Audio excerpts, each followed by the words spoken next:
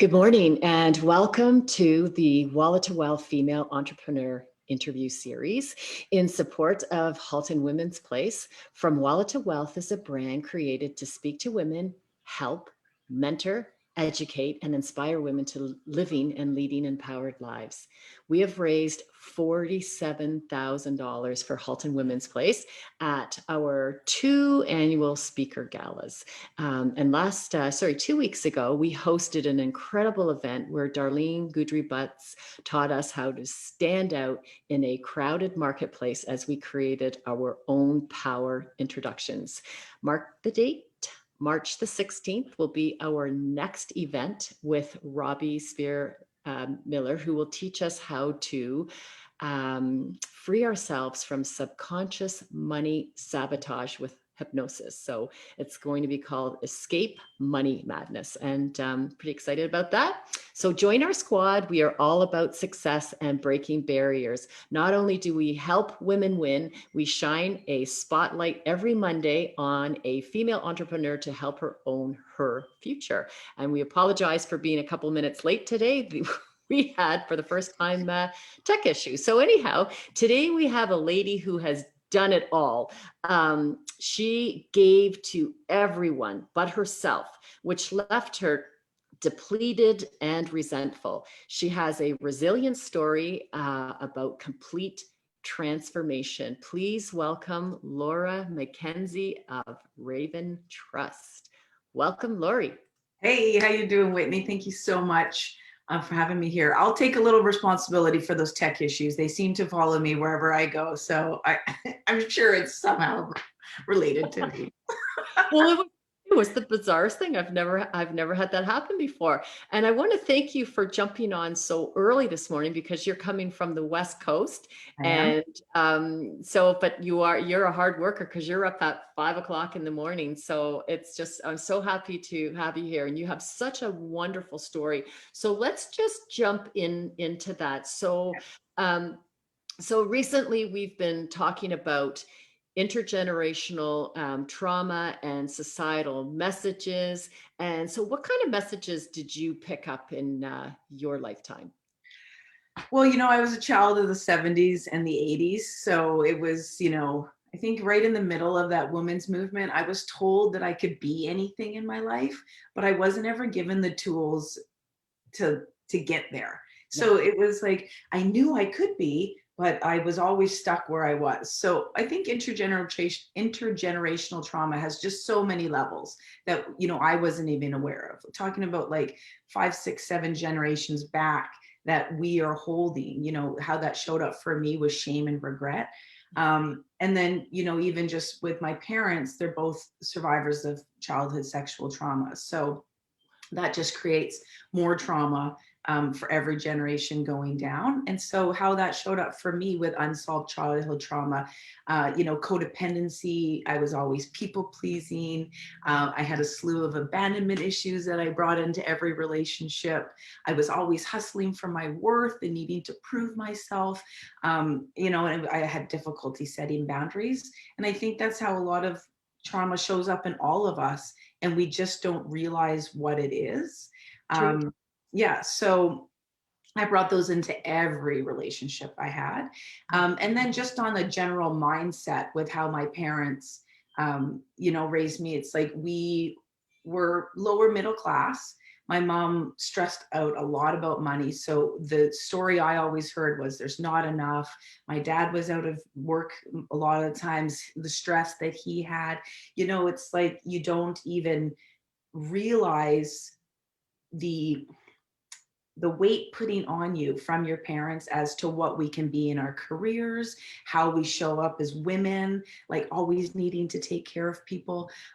So when I was 46, 3 years ago, my life, I really felt hit rock bottom. I had horrible relationships with my daughter and my husband. I was angry all the time, like yelling. And at one point I'm like, is this life? Is this how we're supposed to be showing up here? Because if it is, I'm not in. And then that was when I really started to know I needed to, just break. I listen to Vishen Lakhiani a lot in Mind Valley, and he calls them rules. And they're just bullshit rules of society that we have to be up and out. We have to work a 9 to 5 job. Like all these things we've always been told. And I was just like, no, man, that's not the way I know I'm supposed to be here in life. And so the last 3 years have really just been a journey of transforming, you know, That's who I wanted to be. Like I got to create that. So that was exciting. that's fabulous. So you know what? I think that you define it so well and so easily, and you're right, like a lot of us have these issues, but we just don't realize it. We can't put a word, a name to it, and we attract uh, things to us. And I know you're going to talk to us a little bit about consumer debt, because that's something that happens to people too. But I just want to touch on codependency, because it's a word that is said. We hear it, we hear it, we hear it, and I think until you actually. So for me, I had an aha moment, and I realized that and this was, and I'm 56, and I just experienced this 2 months ago. Codependency, I've heard 1,000 times, and I couldn't define what it is until it hit me, and I realized. So what had happened was I had these needles put in my hip, because I have some torn labrum, and they were these big needles that were put into the center, and so I couldn't really walk for a week. And I found that in that week, I live by myself, but I was having a relationship. I was away in my cottage for the week, and I found that I was taking care of the other person when I was supposed to be taking care of me. And I started getting really bitchy and ratty, what you were talking about. Now, I'm a woman who's lived on her own for 20 years. I don't have bitchy and ratty ever. So maybe at work, but not in my own home. And I didn't like that. And I said, I don't like who I am. So I'm not going to do this. I'm not going to be in a relationship if I don't like who I am. And then I did a little bit of work around it, and I realized what happened. I had codependent behavior. What I was doing was taking care of another person, and I was resenting instead of saying what I need. And what Yes. I need was, hey, I just had pretty much almost like a hip surgery. I need to be taken care of or left alone. I don't care which one it is, but that's all I need. I had no voice. I had no voice. And so now I know what that is. And now I'm practicing. It's the hardest thing in the world for us to step up I and know. have a voice. We lost our voice. And okay, so carry on. So that the trauma that your parents would have experienced for sure would trickle down into your life, which then would trickle down into your children's life and your Yes. relationships. And this is what we talk about. I talk about in my business intergenerational wealth transfers. And Woo! in this show, yeah, and in this show, we talk about intergenerational trauma and societal messages. So with those messages that you received when you were growing up, I guess that taught you to have a lot of limiting beliefs and to play little. And tell us a little bit about that consumer debt and what happened to you there. Oh, well, I mean, the consumer debt is just always looking for an external force to validate your happiness, right? It's like the shopping, the everything. And so once I realized that everything that I need, it's such a cliche, is within me, like, and I heard that as much as you heard codependency, but I never really got it. But then when I started to actually recognize my codependency with my partner, because it was unfortunate you had to have like things in your hips to get to that place. But we all, take care of someone else always and feel resentful sometimes. So Yeah. once I started to realize like he is not responsible for my happiness, for my peace, for my wealth. Actually, no one is responsible for anything but me. That's when I really started to like dig in and be like, okay, wait a minute. Like, and then that's when I just stopped shopping, and well, COVID helped as well with my consumer debt, because other than Amazon, but I have a little trick around Amazon so I don't spend on it. But it was like just that constant searching for something that brings you like happiness. So that's, yeah, it was a whole, not only the debt but the weight and the unhappiness and the jobs and everything, it all came crashing down when I hit that, when I just got to that point where this isn't life. And you talked about how we attract what we are, and the law of attraction was just a major component in changing how I showed up in the world. So Yeah, you can't do Yeah, that and here. so now tell us about living aligned. You're living an authentic, aligned life. I And truly, what does that say behind your head? It says, "Believe oh, it says, there, believe there's good in good the in world." the world, but be the good. Yeah, There can't be any good in the world unless it comes like right from us, right? yeah. um yeah, so I started learning about the law of attraction. My mom always sends me videos and I'm like, okay, sure. And then one day I listened to it and I was like, okay, so you're telling me that I can manifest anything into my life. You're like, if that is true, okay, I'll play your game. Show me how I do that.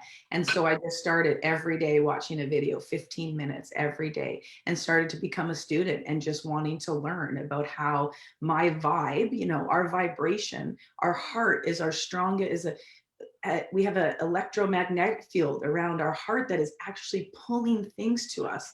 So if my heart is sad and resentful and angry and depleted, and that's what I'm bringing into my life. That's how I get consumer debt and overweight and shitty relationships. And so once I started to know that my feelings actually control like everything that comes into my life, I was like, okay, then I need to have better feelings. And so gratitude and meditation were like the foundations of everything. You can't be grateful for something and then not be in the present moment. You can't be grateful for something and be like really resentful or like sad about the past, afraid about what's coming. Because in this moment, I'm okay. I'm safe. I'm good. I'm happy. And so that's just what I started to learn. And mindset became a part of that. And just confronting trauma and all that fun stuff. Like you have to do the But it's work. working. It's working. I mean, you have such we connected, and you just have such a beautiful presence and such a healing presence that which leads me into my next question is tell us about your business because to me you're walking the walk, like you're talking the talk and you're walking the walk, like you're not selling a bag of goods that you read in a book, which is fine, but you've actually lived it and you've made transition. And if I want to, if I was somebody wanting to learn this, I want to learn it from somebody who's walked through it. That's right. And I think that's why I stepped into the role as a spiritual coach, is because of the transformation. It's like I I can promise you, like you can change your life. Like I will show you how it is done. So if you're open and willing and coachable, like come on, like I'm not anybody special, but I do now truly believe that now that I hold this light, it is my responsibility to share it and to like help other people step into their power, into their purpose, and really figure out what the first thing I do with women is like, okay, like let's dream. Like let's in our minds, let's create a life that you bounce out of bed for in the morning. I bounce out of bed at 5:05. Like I Yeah. was thinking today, I'm like, when was the last time I got ready on a Monday morning? I don't know, but I was happy because I was excited to do this, right? So yeah, so my business is, so I do my coaching, spiritual one-on-one coaching, really just stepping into our own power. I support women through that one-on-ones. I work with a lot of women in town, so we get to walk even during COVID, because walking and moving our bodies and thinking and dreaming is like super important. I'm developing my a starter's guide to your soul's transformation course, just to help impact more people on a wider range. And then I was never in the 9 to 5 box. So I always knew I needed to diversify my revenue sources. And I've been working from this work from anywhere model. So I do network marketing, and then I also do nonprofit fundraising. So A nonprofit. yeah. So that's with Raven Trust. And, you know, that's my job. I do trade time for money there, but I also get my benefits and I get to make an impact in a really big way. So I'm, yeah, just super happy. That's perfect. So do you have coaching packages? And so people can do coaching with you.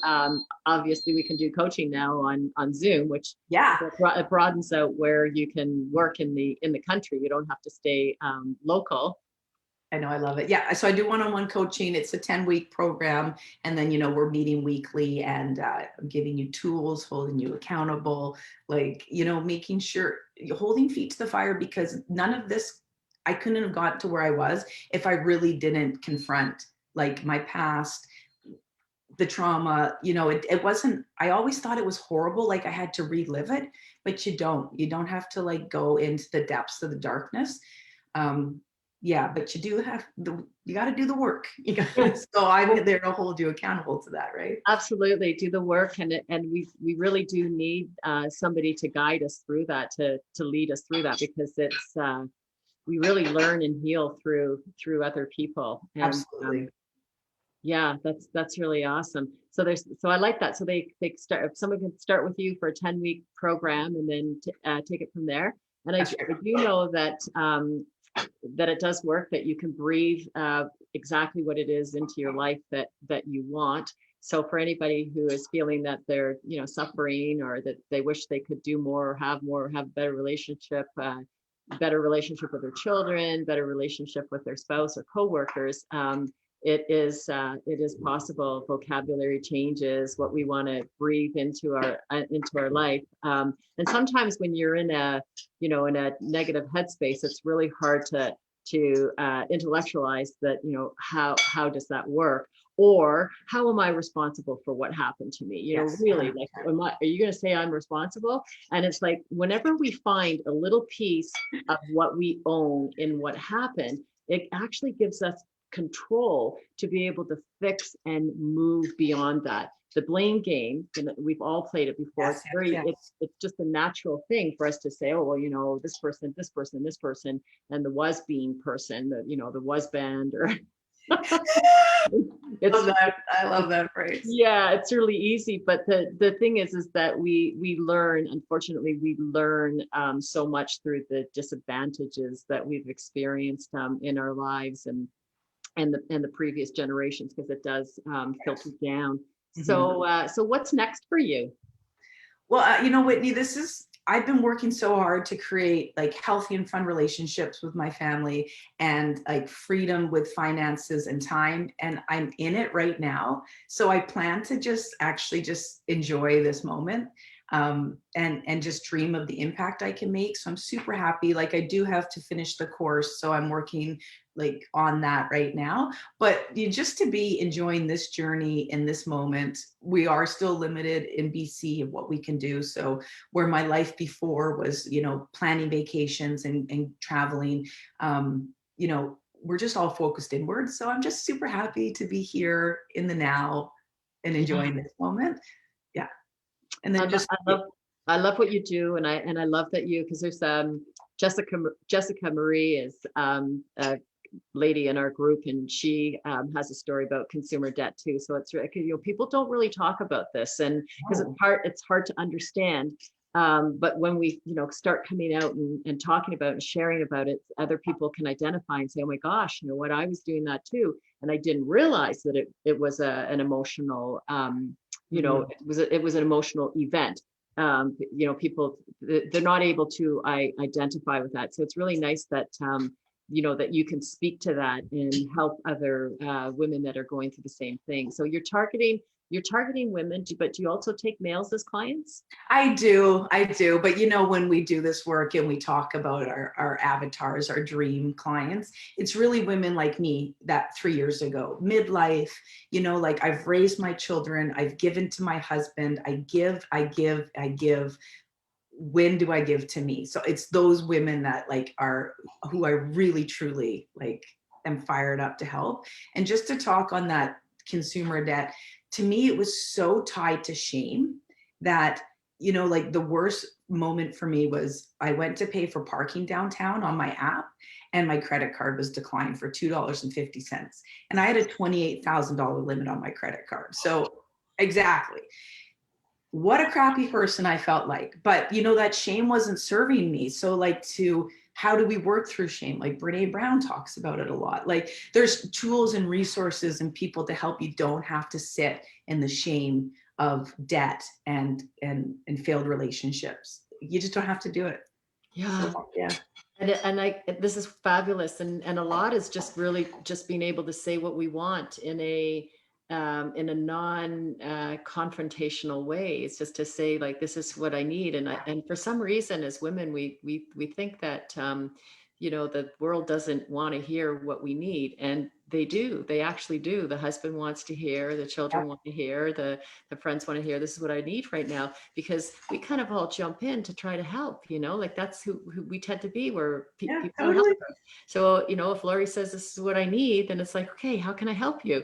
And yet for some reason, I think it's because of the story that was passed down from one generation to another, especially when you have family where there has been sexual abuse, because it's all about shaming and shutting the person down. Shut up, don't tell, don't speak, you don't have a voice.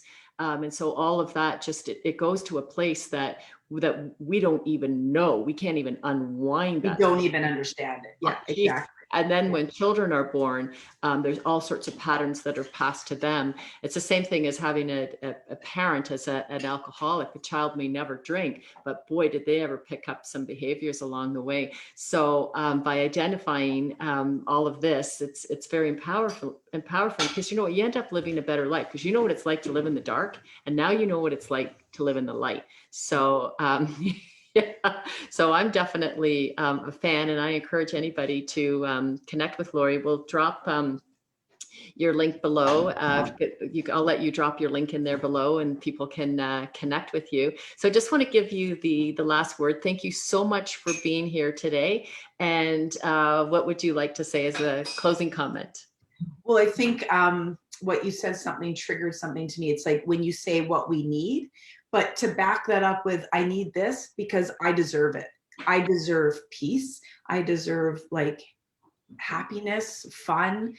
I deserve that. And to get to that place is when sometimes you just need a little hand to be like, come on, I'll show you your worth. I'm going to show you. So yeah, that's how I work with people. And like you said, exactly you said, I've lived in the darkness. I will never go back to that, because I believe I'm made out of the same energy that creates universes. And so why aren't I deserving, same as you, and we're all made of the same energy? Why aren't I deserving of an epic human life? We all Yeah. are. So Yeah. let's make it happen. Awesome. And you know how to build that. So you really have a terrific energy, and yeah, keep hanging out in the From Wallet to Wealth I page. will. Yeah, we need you're one of the group, you're one of us, and we really appreciate having you. So thank you so much for joining us today. Thanks for having me. I really, really appreciate your time, Whitney. Oh, you're welcome. My pleasure. So we'll talk to you later. Okay. Okay, we'll see everybody next Monday at 10 o'clock. Bye-bye.